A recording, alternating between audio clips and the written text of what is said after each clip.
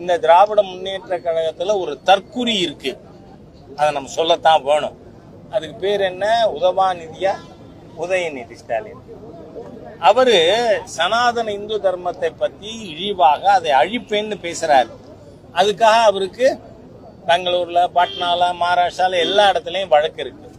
அவர் இந்த வழக்கு எல்லாத்தையும் ஒன்னா சேர்த்து ஒரு இடத்துல விசாரிக்கணும்னு சுப்ரீம் கோர்ட்டுக்கு போறார். சுப்ரீம் கோர்ட் இன்னி வரை மறுத்து இருக்கு, நீ அந்தந்த மாநிலத்துக்கு போ அப்படின்னு. ஆனா சுப்ரீம் கோர்ட் நீதிபதிகள் தெளிவாக அவர்கள் இன்டரிம் காமெண்ட்ஸ்ல சனாதனம்னு சொன்னால் அது ஹிந்து மதம்.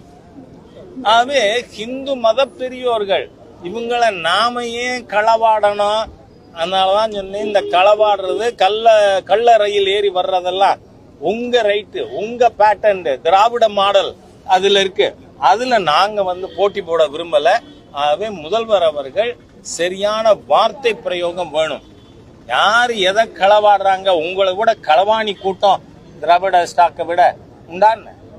ஆகவே மாண்பு முதல்வர் அவர்கள் கொஞ்சம் வார்த்தைகளை பிரயோகிக்கும் பொழுது சரியா